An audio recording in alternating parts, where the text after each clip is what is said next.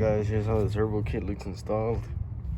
There's the white pipe, and then there's the wastegate. And here we have some of the intercooler piping right there.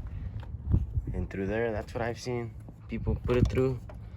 It looks weird because of the fuse box. Now it's lifted up, but we gotta confirm that it goes through there. But from all the photos that we've seen, it does go through there. And right now, what I'm gonna start doing is making the dump. I don't know if y'all can see it, the dump for the wastegate. I got it right here. I'm gonna try to cut out that, where is it at? In between this tape, make it look like a, I don't know, just make it come to a point. And then put the V-band on the bottom, weld the V-band on. So yeah, I'm gonna get it cut and show you guys after, and weld the V-band on. Alright guys, this is how some of the turbo kit looks in now, with some of the cold piping in. This is the turbo. There's how the welds look. We're gonna start building the rest of it here shortly. And yeah, that's how it looks. I forgot what else I was gonna show you. Rest of the hood, this is how it looks. It looks all weird like that because of the sparkle, because it is metallic sitting in one area. But shit, if you ask me, it looks better than when it was. So yeah, we're gonna continue, and we're also gonna wrap the crossover pipe. We have the wrap just inside some, what is it? Inside some water. So yeah, we're gonna get to that shortly. All right guys, we just clocked the turbo, as you can see. I'm trying to get a better angle. I'll do wide mode right here. This is how we think the intercooler piping goes, like the J shape if you get this kit. Obviously not that low, but with the turbo right there, watch. Right here, so it's not in the way of the actual radiator. Because what we want to do is, you want to explain to them what we want to do? So what we want to do is, we're going to buy it. Well, we already bought the Griffin radiator. And the way it works is that people cut the support down all right here, down here, and then on the other side as well. And they mount the radiator standing up, and that's what we want to do, is a standard radiator. And then for the cap, you cut a hole right here, and the cap's right here, boom, just like that. And then mount the fan. Well, I only have one fan right now, it's just a Durell fan, and mount it in the front and call it good. For now, at least until I see the need to get two fans. But I think with one fan I'll be fine, just because I'm not going to be running any AC, so I don't need to push that fan through the condenser and the radiator. So I think I'll be straight with just one fan. But if I notice that the car gets a little bit too hot, I'll get the other fan. But for now, just one fan. We need a reason to get this impact driver. Here it is. This thing's a fucking unit. So yeah, we're gonna start making the exhaust, and we'll show you guys when it's semi-complete, because we're still waiting on 90 so we can make a teardrop out the bumper. But yep. All right guys, I'm gonna start wiring up the fan. For right now, this is what I have: just some 10 gauge wire, an inline 30 amp fuse, some little whatever those are called, and then the actual switch. I'm just gonna be wiring it to a switch and getting the power off the power wire on the back of the cigarette lighter.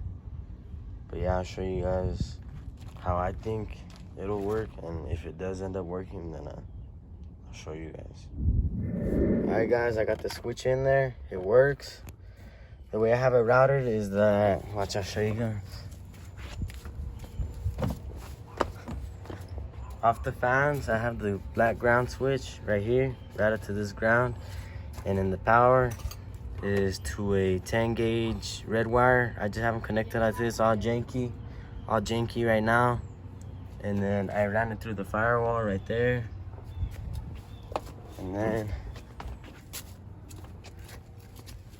from the firewall, the power switch goes straight to the back of this. Show you. Go straight to the back.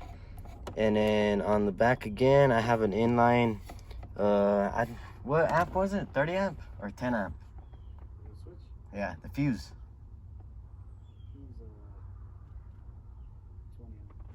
Something like that. It's like it's more than 10 though. Like a 20 to 30 amp inline fuse. And then for the ignition power, Well, no, it was 30 amp inline fuse, and then I got the power from the connector that goes to the back of the cigarette lighter. I just spliced it, and then I got the power from in there. It's all janky right now, but I mean, shit, as you'll see, it fucking works.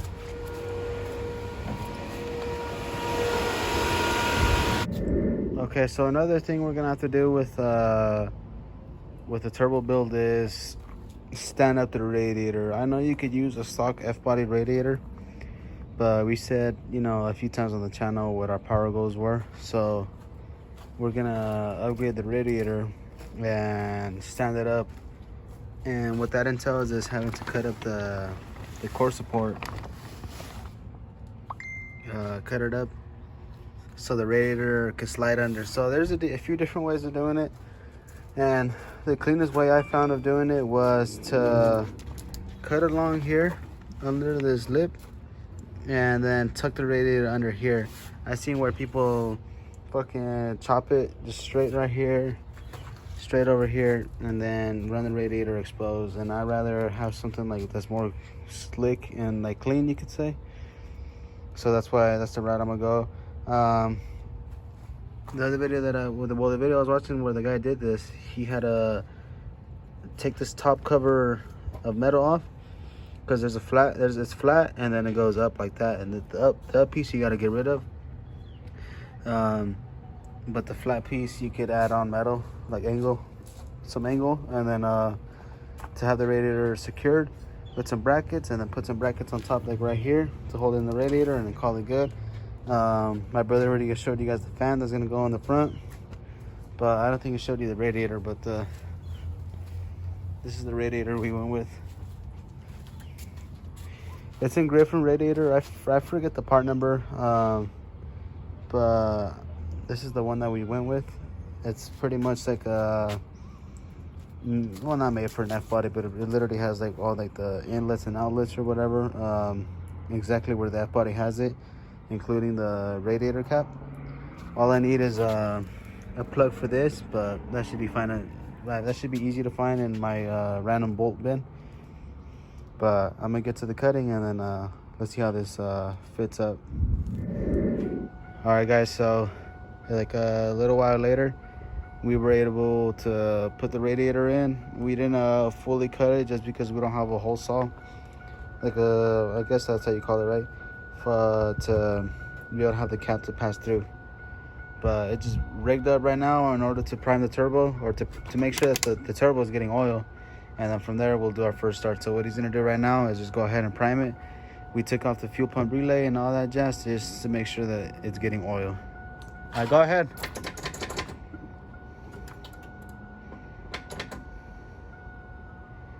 You're good, bro, go ahead.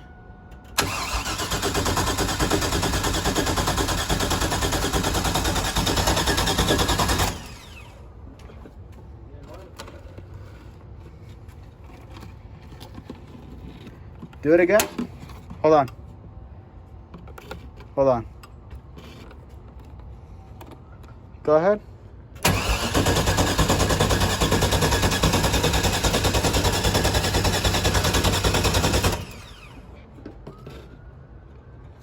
No, nothing's coming out.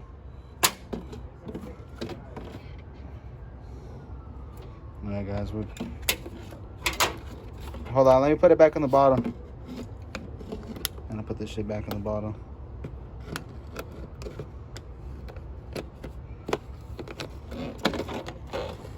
All right, go ahead.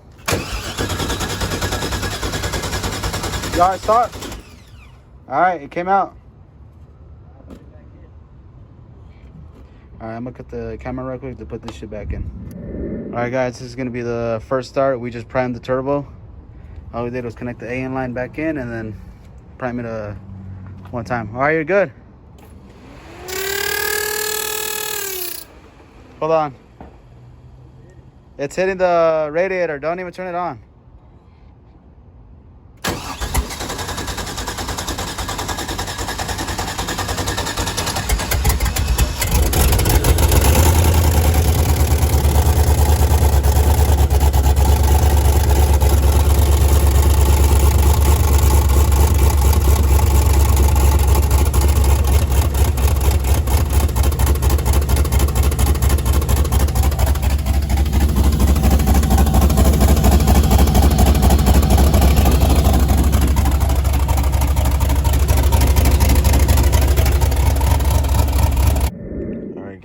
the full kit installed. We got the downpipe, the AFR gauge in there, the white pipe, obviously the turbo, the feed, the drain, the white pipe, and then some of the intercooler piping. We're waiting for those intercoolers to come in. We also got the radiator in there somewhat. We still need to cut the hole right here, but that'll be in the next video. Just showing you how we installed the turbo kit. And I'm gonna give you guys just a little sneak peek. Something we just picked up. But yeah, that's it for the install. Me and my brother both don't like how it looks all messy. We personally hate messy engine bays. One of the main reasons why we do the heater core. So yeah, hopefully in this next video we'll clean up this entire engine bay. We also do need to get oil catch cans, so we'll probably mount it around this area. And yeah, hopefully it cleans up. But yeah, thank you for watching. Alright guys, here's the turbo kit fully installed. Well, not fully, because obviously the cold side's not in, because John hasn't sent out that intercooler yet. But there's it for the most part. There's the stock downpipe. We were gonna try to make our own, but that's just too goddamn hard. So for now we're gonna run that one. But I got a buddy of mine that does fab work, and he said he'll fab me up a bumper exit with a teardrop. But yeah, there's everything. I have everything. We got everything loomed. This is closer to the final product, but not there yet. We still need to continue cutting out the bullshit for the radiator. And I also did get that, we did get that AFR gauge hooked up. The boost one's not hooked up yet because I still need line, but the AFR is hooked up. We got obviously the switch for the fan. And a little surprise as well, we did get some tires for those wheels. Some Hoosier QuickTime Pros.